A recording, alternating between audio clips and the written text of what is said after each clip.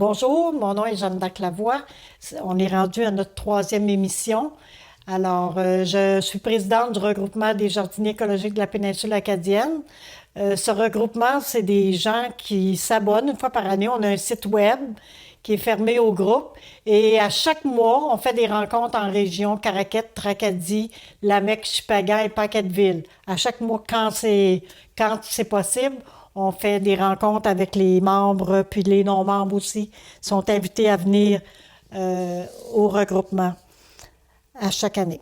Alors, on reprend le cours avec les engrais, les insecticides puis les fongicides maison que j'ai parlé tantôt. Alors, on a le purin végétal. Donc, du purin. Ça pue, mais c'est bon pour vos jardins. On sert surtout du purin durant l'été. Quand les légumes commencent à... Surtout les légumes fruits. Les petits pois, les poivrons, les tomates. Quand ça commence, là, euh, ils ont encore besoin de plus d'énergie. Alors, au lieu de rajouter du compost, on peut rajouter du purin. C'est liquide. Donc, le purin, on peut le faire avec de l'ortie, de la consoude, les feuilles de pissenlit, qui sont des fertilisants. Puis, vous avez aussi l'absinthe, la thanasie, qui sont des insecticides. Vous voyez les photos de chacun de ces plantes-là. Donc, vous allez savoir où aller les prendre sur vos terrains ou les terrains voisins. C'est très facile à trouver. Puis, il y a la prêle des champs aussi qui est fongicide. La prêle, il ne faut pas la couper quand elle est en fleurs. Il faut vraiment qu'elle soit, si vous ne voulez pas qu'elle se répande, il faut vraiment la couper quand elle est juste en feuilles. Alors, vous l'avez sur la photo. Le purin, comment on le fait? Le purin, on prend une tinette, une chaudière de 5 gallons. On remplit ça de feuilles. Puis, on met après ça, quand on a mis nos feuilles, on remplit ça d'eau. On met le couvert, on dépose le couvert dessus et on laisse ça de 7 à 10 jours. On laisse tremper ça. On va brasser de temps en temps. Puis, après ça, moi, je le mets dans un sac de jute parce que c'est plus facile après ça à retirer mon jus que de mettre ça dans un filet pour avoir juste le liquide. Donc, je sors mon sac, puis j'ai juste le liquide dans le fond. Puis, quand on veut travailler pour enrichir le sol, on fait 20 portions d'eau, puis une portion, mettons 1 litre de purin avec 20 litres d'eau. Puis là, on arrose le jardin avec ça, seulement la terre et non pas les feuilles. Et si vous voulez aller à prévention, vous avez des maladies sur des insectes ou bien, ben là, vous y allez, vous arrosez votre plant avec ça durant le matin très tôt et vous ajoutez toujours une cuillère à soupe de le savon à vaisselle parce que ça va juste aider le savon à coller sur votre plant. Alors, vous ajoutez tout ce que je vais dire là, vous ajoutez toujours le savon à vaisselle. Quelque chose de plus facile à faire, c'est la décoction. On fait bouillir les plantes 30 minutes, puis on laisse reposer les plantes dans l'eau 12 heures. Ensuite, comme c'est les rendus froids, donc là, vous pouvez les utiliser directement au sol. Vous avez juste à le filtrer, puis mettre votre plante dans votre compost, parce que c'est vraiment encore très, très bon, et vous arrosez vos plantes sans ajouter d'eau. C'est la même chose avec l'infusion. Donc, l'infusion, on fait juste bouillir les plantes dans l'eau, on laisse macérer. L'infusion, c'est comme la tisane. Donc, vous laissez reposer, puis vous la faites pas bouillir. Là, cette fois-ci, vous la mettez juste dans l'eau bouillante, puis vous allez arroser vos plantes avec. C'est les mêmes plantes que j'ai nommées au début. Ensuite, l'infusion, la macération. Donc, vous mettez vos plantes dans un contenant et vous laissez tremper 24 heures. Là, c'est pas 7 à 10 heures, à 10 jours, c'est vraiment 24 heures et vous le retirez pour faire votre insecticide ou votre fongicide. Puis, on a aussi la macération de cendre de bois. Elle va servir vraiment comme fertilisant, puis c'est un bon insecticide. Vous mettez dans votre chaudière 4 à 5 pouces de cendre de bois, si possible de la cendre de bois franc. Puis vous remplissez votre chaudière d'eau, puis vous brassez. Vous brassez tous les jours pendant les 2 premiers jours. Ensuite, vous retirez seulement l'eau. Moi, je prends un tube, puis je vais juste, je vais reciper je vais le mettre je vais essayer de le mettre dans le jus dans mon tube, puis il va se transverser directement pour ne pas toucher la cendre de bois dans le fond. Donc, vous allez prendre juste le bouillon, le jus dessus, puis vous allez arroser votre jardin, la terre seulement. Ça, c'est vraiment les insecticides. Très, très bon pour les insecticides. Quand vous faites, puis ça ne coûte rien non plus. Alors, on va s'en servir pour ça. Ensuite, on va aller parler de culture en serre. Il y en a qui vont cultiver en serre, puis c'est pas tous les légumes qui poussent en serre, là. Je vais vous nommer les légumes principaux qui vont pousser en serre. Il y a les tomates, les poivrons, basilic, le persil, la laitue, puis les concombres. Oui, vous pouvez mettre la courge si vous avez une grande, grande serre. Vous pouvez mettre vos courges, vos melons dans la serre. Il n'y a pas de problème là. Puis même vos citrouilles, mais ça prend une grande serre parce que ça s'étale, là. Ça étale beaucoup. Alors, c'est les seuls légumes qu'on peut mettre en terre dans la serre parce que c'est trop chaud pour les autres. Trop chaud pour les carottes, les betteraves. On met les haricots, les petits pois. Ça va dehors. Tandis que les seuls que vous pouvez mettre dans la serre, c'est ceux-là. Alors, puis, il faut que votre serre ait une très, très bonne aération. Ça vous prend vous ouvrez la porte durant l'été, puis vous ouvrez aussi une fenêtre. Moi, j'ai une fenêtre à l'autre bout là, que je vais ouvrir à tous les matins. Puis si vous attendez trop tard dans la journée, vos plants ils vont avoir trop chaud. Puis vous risquez aussi que l'humidité que la serre crée à la chaleur, que vous ramassez avec des champignons aussi sur vos plants. Donc, une bonne aération dans votre serre. L'idéal, c'est d'avoir 2 portes finalement, mais moi, j'ai une petite fenêtre et c'est correct aussi. Ça fait. Puis n'oubliez pas de la fermer le soir, quand il fait un petit peu plus frais, la fermer le soir. Puis quand arrive l'automne, puis que je veux garder encore mes tomates, je veux garder ma laitue jusqu'au mois de décembre, parce que je garde ma laitue jusqu'au mois de décembre dans la serre, eh bien, je vais ajouter des cruches de lave-vite. Je suis allée chercher ça dans les garages, là.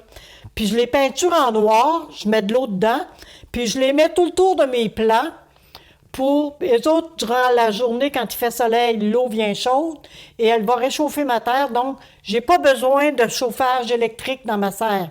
Même au printemps, j'ai déjà commencé à mettre mes gallons de lave-vite, puis ça m'en prend à peu près une cinquantaine dans l'automne, là, j'en mets tout le tour de ma serre.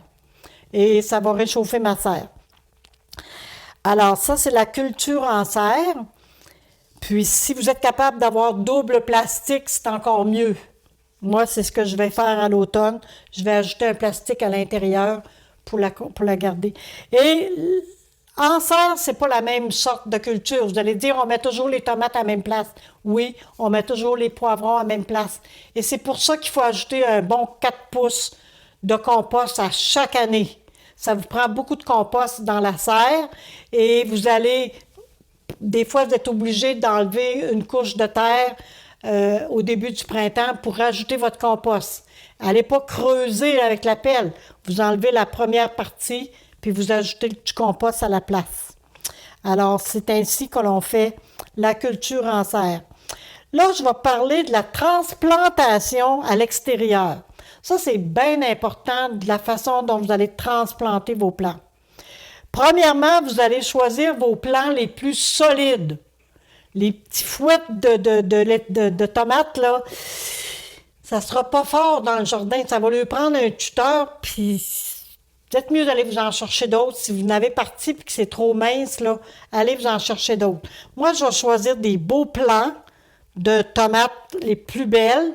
Si vous dites que vous mettez 10 plants de tomates puis que vous avez juste 6 plants de tomates qui sont beaux, Je préfère que vous mettiez seulement 6 plants que d'en rajouter 4 qui sont pas beaux, parce que les 4 qui sont pas beaux vont attirer la maladie, puis vont attirer les insectes et les champignons, puis qui vont se propager sur vos beaux plants. Donc, vous êtes mieux d'en avoir 6 beaux qui vont produire beaucoup que d'avoir tous des plants malades à la fin de l'été. Alors, c'est pourquoi on met juste des plants très, très vivants, même dans votre jardin. Alors, et la première chose qu'on fait, on les sort dehors une grosse semaine avant. On les sort, on les rentre dans la nuit. On les sort le jour, on les rentre la nuit, surtout quand il fait soleil, là, pour qu'ils s'adaptent à la température extérieure. Puis moi, je ne mets pas ça dehors avant le 15 juin. Comme ça, je suis sûr qu'il n'y aura rien qui va geler avant ça, parce que c'est triste d'avoir fait des plants, puis de les voir geler. Puis j'arrive à l'automne en même temps que les autres. Parce que si vous semez et que c'est froid, ils vont prendre beaucoup plus de temps à se régénérer dans le jardin et je vais avoir les mêmes plants que vous autres rendus au 30 juillet. Alors, ça ne va pas plus vite. Alors, prenez votre temps. Qu'est-ce que vous allez faire après? Vous allez transplanter, vous allez commencer par mettre vos plants mettre de l'eau avec l'émulsion de poisson. Vous allez vraiment leur donner un bon bain d'émulsion de poisson avant de les transplanter dans votre terre. Et là, vous allez vous préparer une brouette. Moi, j'appelle ça ma brouette magique. Alors, dans ma brouette magique, je vais placer, on prend vraiment une brouette, on place le 3/4 de compost dedans. Après ça, on va ajouter 2 litres de cendre de bois qu'on va mélanger dedans. Si vous avez du vermicompostage, votre vermicompostage que vous avez fait avec des vers de terre dans la maison toute l'année, alors vous allez ajouter 5 litres de vermicompostage dans votre brouette. Ensuite, vous allez ajouter 2 litres de fumier de poule. C'est la petite crotte de poule toute sèche, là. Vous allez l'ajouter, la petite sole. Vous allez ajouter 2 à 3 litres de mac de café si vous ne l'avez pas mis dans votre compost. Si vous ne faites pas votre compost, vous l'ajoutez. Vous ajoutez 2 à 3 litres d'écailles d'œufs écrasées. Là, il faut vraiment l'écraser parce que si vous ne l'avez pas mis dans votre compost, dans le compost, ça va tout être décomposé. Puis si vous n'avez pas fait de compost, vous ajoutez des écailles d'œufs. Vous ajoutez 3 litres de poudre de crevettes ou de crabe. Puis vous ajoutez 2 litres de basalle, la poudre de basalle que j'ai tant. Vous brassez tout ça. Puis lorsque vous arrivez pour planter votre plant de tomate, vous faites un trou. Vous arrosez votre trou. Vous en mettez de l'eau. Puis là, vous allez, toute votre terre est tout le tour. Vous allez prendre au moins 2 bonnes tasses. Pour un plant de tomate, là, je prends 2-3 tasses de cette brouette-là. Je la mélange à ma terre au-dessus. Et là, je vais déposer un peu de terre dans le fond et je vais déposer mon plant et tout le reste de la terre avec le compost que je viens de préparer avec ma brouette magique. Je vais tout habiller mon plant jusqu'au bout. Donc, toutes vos racines vont être dans le compost avec toute cette belle préparation-là. Et là, vous allez arroser par-dessus. Vous n'avez mis dans le fond. Et là, vous allez être une bonne semaine sans arroser parce que vous n'avez dans le fond et vous n'avez rajouté par-dessus. Donc, votre plant, ils vont rester très, très beaux dans cette préparation-là. Lorsque vous allez dire les carottes, on ne les transplante pas. Ça, c'est pour tous les plants qu'on a transplantés. Ça, c'est la méthode. Pour les carottes, les oignons, tout ce que vous allez semer à la petite graine, vous allez décomposer ce même compost-là. Ce que dans votre brouette, vous allez le répandre à peu près à 2 pouces sur votre sol. Vous allez le mélanger aux 4 premiers pouces de votre terre, soit avec ça ou soit avec la petite gratte, là. Puis, après ça, vous allez semer. On ne sème pas directement dans le compost, c'est trop riche. Puis, on ne met pas non plus du compost directement sur le plant. Il faut vraiment le mélanger à la terre. Alors, votre compost. Donc, vous allez... c'est ainsi que vous allez semer vos petites graines, puis vous allez avoir des bonnes récoltes. Et on ajoutera du purin durant l'année. Ou si vous n'avez pas, vous pouvez toujours ajouter du compost. Puis, je vous dirais aussi que C'est peut-être bon quand la carotte elle commence à pousser, ou vos légumes, vos tomates, de mettre un petit couvre-sol, soit des feuilles mortes, ou de recouvrir votre sol d'un paillis pour éviter de trop arroser. Puis en passant, un binage, que j'appelle un binage, vous grattez le sol à 2-3 pouces avant l'arrosage. Donc, ça permet à l'eau d'entrer et vous sauvez 2 arrosages en binant votre sol.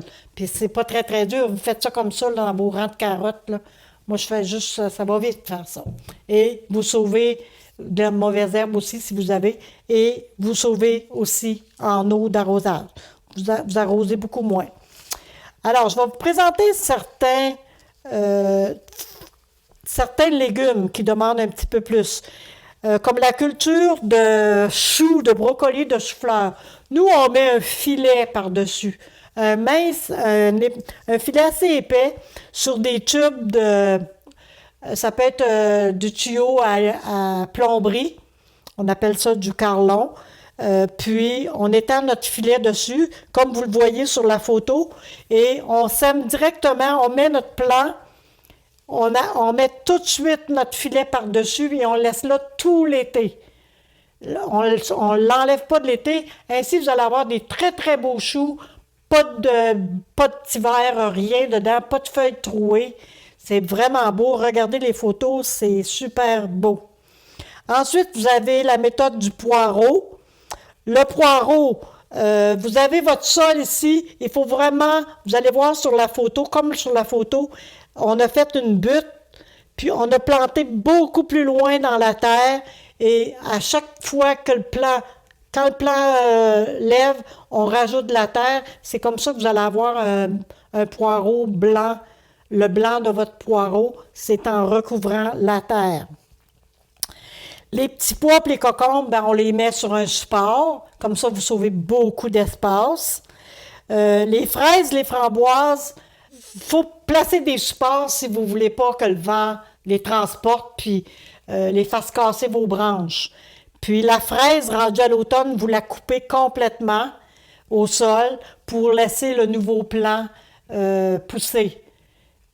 Puis, moi, j'enlève tous les stolons de fraises, même la première année, j'enlève les stolons et j'ai des fraises la première année. Il y en a qui vont dire, on coupe toutes les fleurs, puis on attend la deuxième année. Moi, en enlevant les stolons de mes fraises, j'ai des fraises la première année. Puis la deuxième, j'en ai encore plus, puis la troisième, j'en ai encore plus. Donc, il faut vraiment enlever les stolons si vous voulez avoir des fraises. Culture de l'oignon. Vous allez placer votre petit oignon, là, puis mettez-les pas dans la terre. Juste à la surface, il y a juste les petites racines qui vont aller dans la terre. Et tout l'été, laissez l'oignon sortir de terre. On n'en renchose pas les oignons. Vous le laissez à la sortie de terre.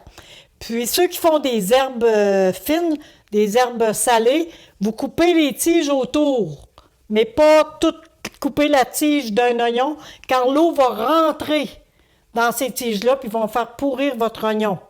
Donc, puis c'est ces oignons-là que vous allez manger en premier, parce que c'est les oignons que vous coupez les tiges, vous ne pourrez pas les conserver pour l'hiver. Donc, il faut vraiment garder tout l'oignon. Puis à l'automne, quand les feuilles sont jaunes, vous le couchez pendant une semaine. Vous couchez toutes les queues d'oignons, vous laissez ça une semaine, par terre. Ensuite, vous enlevez votre oignon, vous coupez la tige et vous laissez un gros mois dans un cabanon ou un endroit sec là, pour les laisser sécher si vous voulez les avoir pour l'hiver. Sinon, ça va pourrir. Alors ça, c'est des petits trucs pour réussir nos légumes puis d'en garder le plus possible durant l'hiver. Alors, je vais terminer par les petits trucs pour vaincre les insectes dans le jardin, vaincre les champignons, vaincre les maladies. Les petits trucs. On vérifie en premier notre pH pour savoir s'il est à 6,5 ou à peu près. Puis lors de la transplantation, vous mélangez toujours, moi, l'engrais de base qui est dans votre brouette, là. Vous faites une belle transplantation de vos plants. Ensuite, troisièmement, lors de la planification de votre jardin, tenir compte de la rotation des cultures puis du compagnonnage. Puis évitez de transplanter des plants trop fins, là. Les plants qui vont rendre vos autres plants malades. Ensuite, on évite de les mettre trop tôt au jardin parce qu'ils vont avoir de la misère à se régénérer. Vous allez affaiblir vos plants, donc ils vont avoir des maladies. Puis, faites le tour de votre jardin au moins une fois par jour. Regardez vos plants. Regardez s'il n'y a pas des petites bébites qui apparaissent ou des champignons. Parce que dès que vous allez les voir, c'est le temps de vous organiser pour faire de la prévention avec vos macérations puis vos purins. Puis retirez tous les plants malades, les feuilles qui sont malades, surtout au niveau des tomates. Quand il y a un petit trou noir, il y a une petite rondelle noire en dessous de la tomate, il faut vraiment retirer le plant dans la même journée parce que le lendemain, il va s'être répandu sur les autres plants. Donc, très important. Puis arroser, biner avant votre arrosage. On n'arrose jamais le feuillage. Puis on laisse beaucoup d'espace entre nos plants pour permettre l'aération de ceux-ci, puis éviter d'avoir des maladies dans vos plants.